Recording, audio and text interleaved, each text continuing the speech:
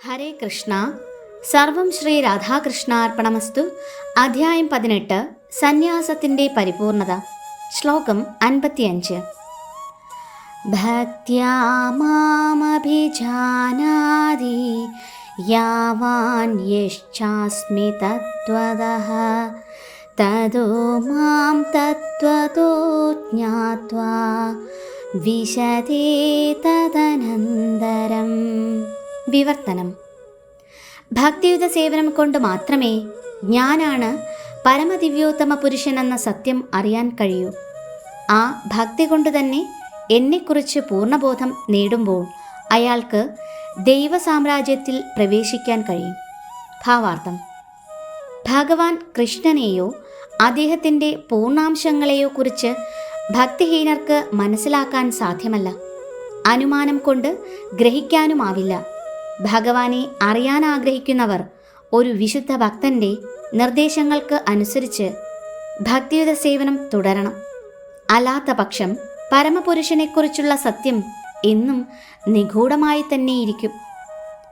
നാഹം പ്രകാശ സർവസ്യ എന്ന ഭഗവത്ഗീതാ വാക്യം 7:25. അദ്ദേഹം എല്ലാവർക്കും പ്രത്യക്ഷപ്പെടുന്നില്ല. പാണ്ഡിത്യം കൊണ്ടോ ഊഹാപോഹങ്ങൾ കൊണ്ടോ കൃഷ്ണനെക്കുറിച്ച് അറിയാനാവില്ല. ശരിക്കും കൃഷ്ണാവബോധത്തിലും ഭക്തിപരമായ സേവനത്തിലും മുഴുകിയിരിക്കുന്നവനെ കൃഷ്ണൻ്റെ സത്യമറിയൂ. യൂണിവേഴ്സിറ്റി ബിരുദങ്ങൾ ഇതിന് സഹായിക്കില്ല.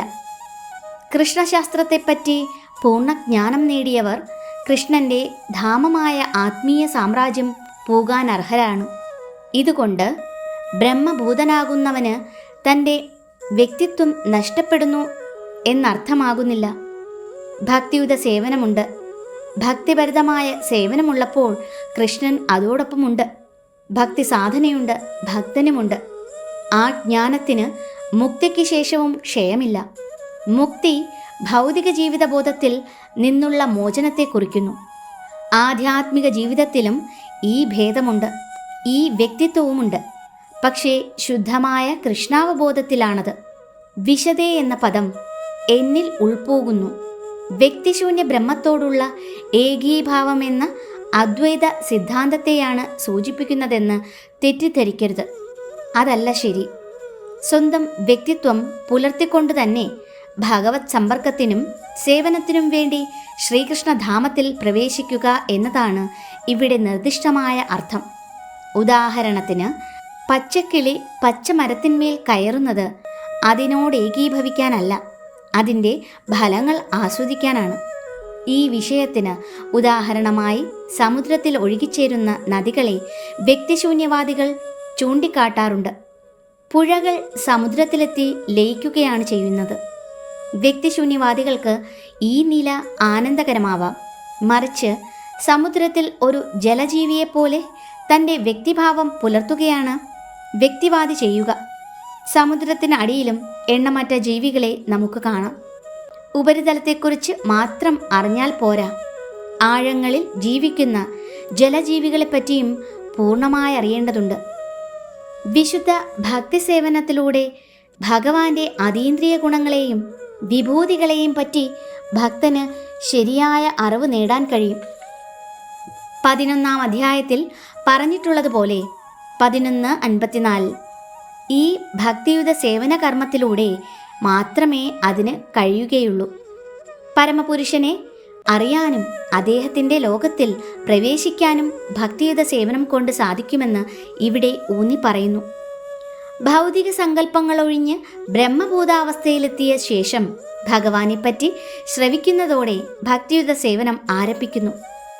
പരമപുരുഷ ചരിത്ര ശ്രവണത്താൽ ബ്രഹ്മഭൂതാവസ്ഥ വളരുന്നതോടെ ഭൗതിക കൽമഷങ്ങൾ, ലോഭവും ഭോഗാസക്തിയും മാഞ്ഞുപോവും. ഇവ ഹൃദയത്തിൽ നിന്നൊഴിയുമ്പോൾ ഭക്തന് ഭഗവത് സേവനത്തിൽ കൂടുതൽ താൽപ്പര്യമുണ്ടാവുന്നു.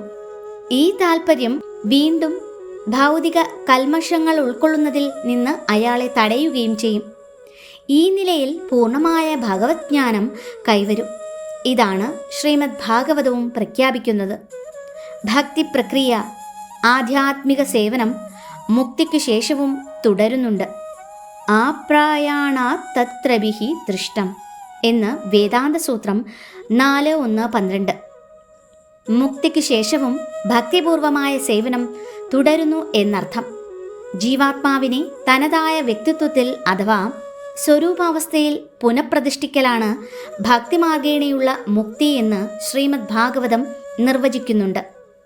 ആ സ്വരൂപാവസ്ഥയെപ്പറ്റി മുമ്പ് പറഞ്ഞുവല്ലോ. പരമപുരുഷന്റെ വിഭിന്നാംശങ്ങളാണ് എല്ലാ ജീവാത്മാക്കളും. അതുകൊണ്ട് ഓരോ ജീവാത്മാവിൻ്റെയും സഹജാവസ്ഥ ഭഗവത് സേവനം തന്നെ.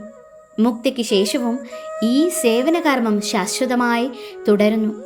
ജീവിതത്തെക്കുറിച്ചുള്ള മിഥ്യാസങ്കല്പങ്ങളിൽ നിന്ന് വിട്ടുപോരുന്നതാണ് യഥാർത്ഥ മുക്തി. ഹരേ കൃഷ്ണ. സർവം ശ്രീ രാധാകൃഷ്ണ അർപ്പണമസ്തു.